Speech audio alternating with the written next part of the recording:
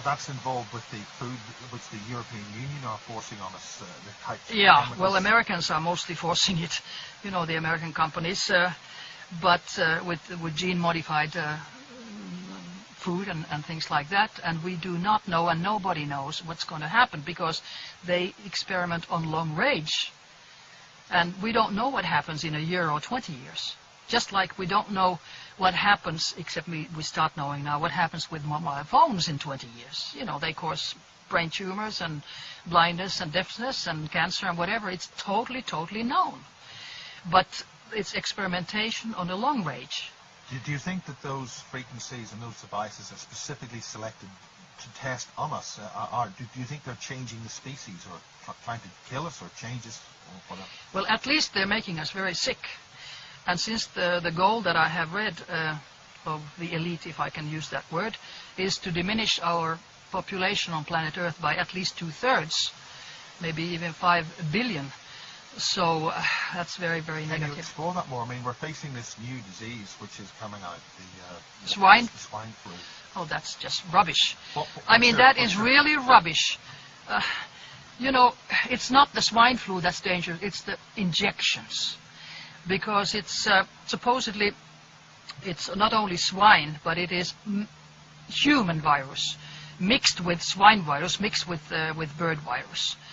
And of course, behind the whole thing is to diminish world population, because it's very toxic, and to get milliards and milliards and milliards into the pockets of those who put them out. Rumsfeld is an owner also in one of the big drug companies. And since they want to diminish the population, so they start saying that children and pregnant women are the first ones. Eliminate the next generation. So you've been trying to alert certain governments about this? Not governments, but I have written information to Finland, because I don't think it's going to work. Because even if WHO... It has been tried before in the late 70s? Yes, 76 they had in the States the swine flu, and it was stopped, the injections, after 3 weeks, because so many people died or got Guillain-Barré syndrome, which is their neurology was destroyed. So now they're making a little adjustment and doing it the same. And before that, they have also made sure in the States that people don't get compensation for the damage in their health, because previously, 76, they had to pay big amounts. Like, in the States, their compensation is big when you destroy somebody's health. But now they have a law in the States that these companies are not liable, nothing in compensation, if the patient is killed or if the patient is sick for life. So they have really thought about it. So they can poison us and kill us and get away with it scot-free. That's right. So how is this happening? How are so many governments allowing this to just happen? Because they're not allowing it yet, because nobody has done anything yet. They are just having a scary program in the mass media. All mass media says, oh, it's going to be terrible. Now it's something, pam. It's a scary propaganda. And people get scared because they don't know.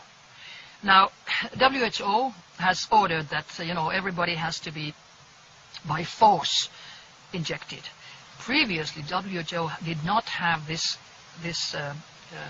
ability to tell them to force any government, because it was only recommendations.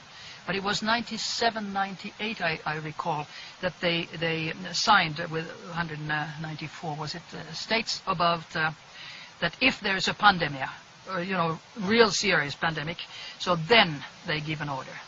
Now, in the beginning of June, WHO said pandemic 6, that's the highest. Now, go to any country in the world, people are not sick. There are not millions in swine influenza. So this was just done to force people and prepare the governments to give injections by force. But it's not going to work. I don't think Norway is going to do it. So do you think the figures released by the World Health Organization are actually false? Or of course they are. Of course. But you have to remember, why do they do this? Always remember who benefits. Who benefits?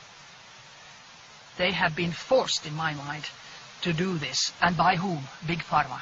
Big Pharma which is, deals with the world population and the world money and all this. It's milliards.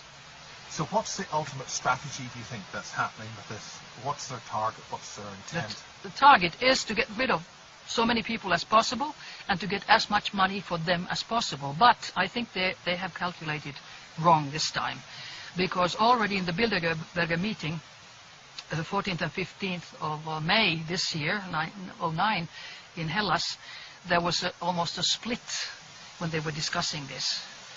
And I can well imagine that people normally, attending, do not always agree with Mr. Kissinger's plan to eliminate a great deal of world population.